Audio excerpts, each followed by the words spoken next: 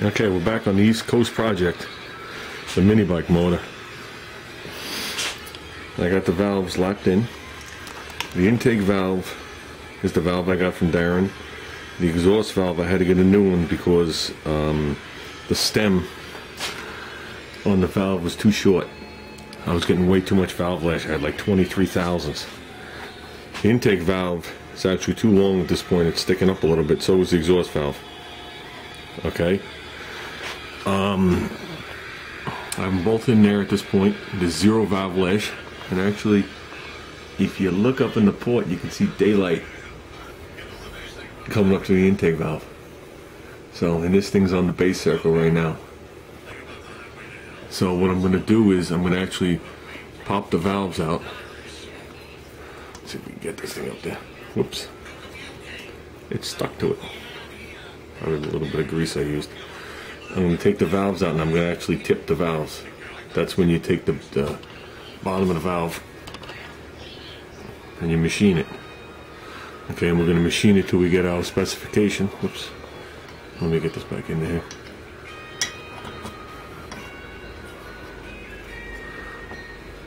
Then we'll put the thing together. And from what I was reading, you could do it without the valve springs. The valve springs will tighten it up about 1,000.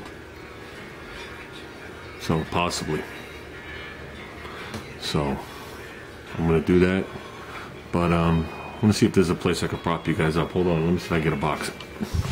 I don't know if I have any boxes floating around.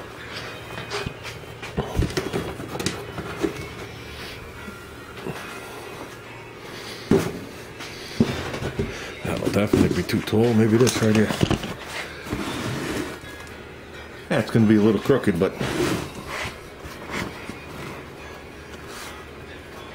I mean, obviously I'm not going to be able to show you the valve heads, but you could see the valves going up and down in here. I'll put my fingers on the top of them to act like the springs. I'm going to reach in, I'm going to turn the cam, the direction it goes.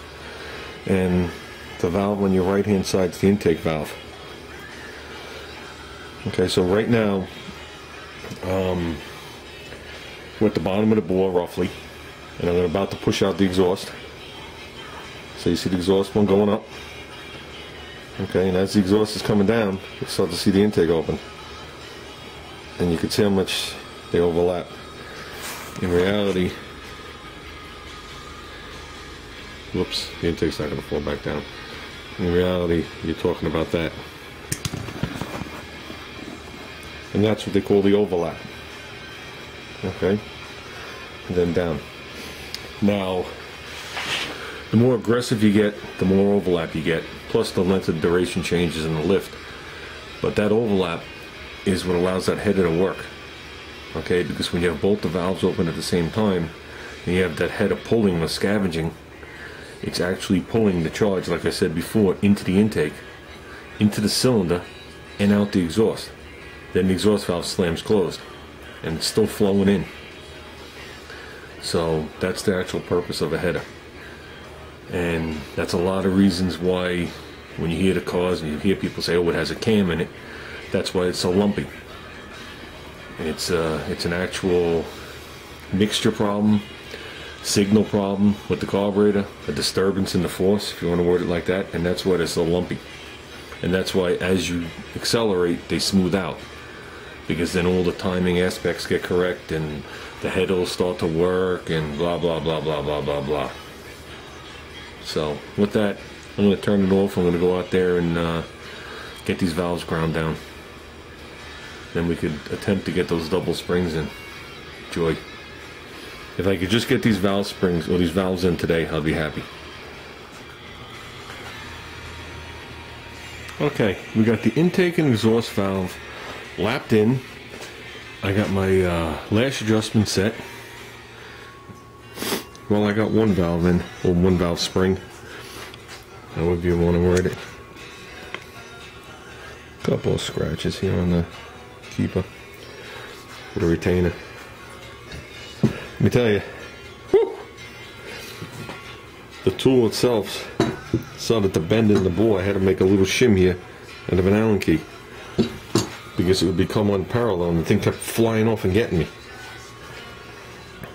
Let me tell you something, there is no room in there to do anything.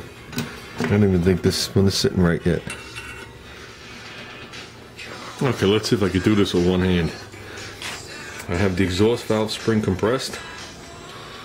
I have both the keepers in there. Okay, now basically all you have to do is seat it back down. I'm going to try and use both hands in this at the same time. Don't know if this is going to work out without me getting clunked in the head. So, bear with me.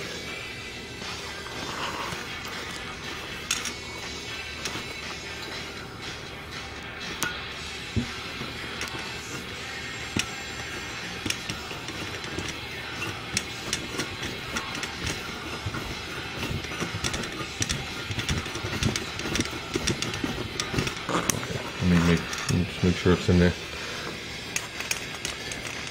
I know the lighting's a little bad and I can't hold the camera and do all this. There you go. You see the retainer going down. The keepers are disappearing. Oops. That's it.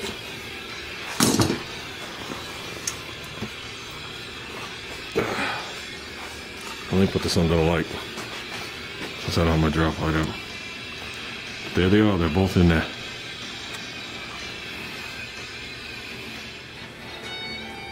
Well, I checked the valve lash, and it's exactly the way I set it up, which I'm happy with because I don't want to take any of this back apart. You know, obviously the side cover and the cam, everything's going to come back out as I assemble it, but I don't want to take these valves back out. That's what I've come up with. And that's from going on different forums and checking out what different people have to say on what they set this stuff up to. Okay, I've seen people go as tight as 3000s. I'm not going as tight as 3000s.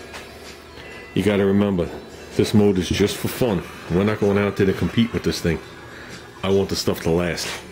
Okay, I don't want to find out that one of my valves is starting to hang and I start burning the seat.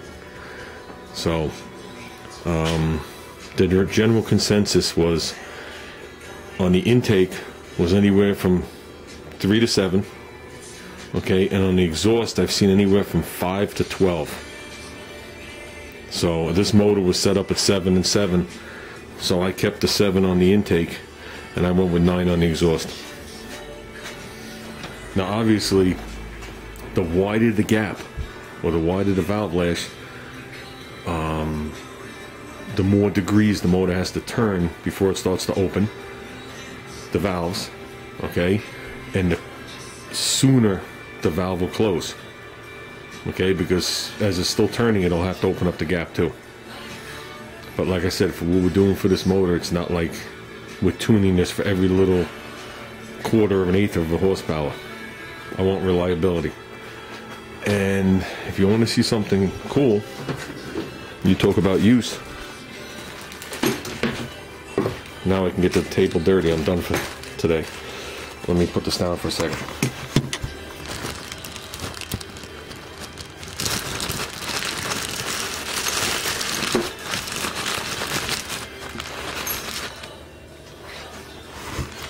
Okay, let me bring you on the light. This is the original exhaust valve from this motor, which when I looked at it quick looked good until you look at the tip. Maybe I'll take a higher quality picture of it. But the, yeah, for some reason it's not focusing. But the lifter was actually seating itself into it. It was hammering it, and there's actual lip around it. So I'd say this valve is shot, and it's had its life. So, well, that's it for this on today. We're done. I think we're going to head off to a cruise night. One I haven't done in many years in Belmore, Long Island. Yeah, maybe I'll call my brother, have him drive me there. So, I'll talk to you later.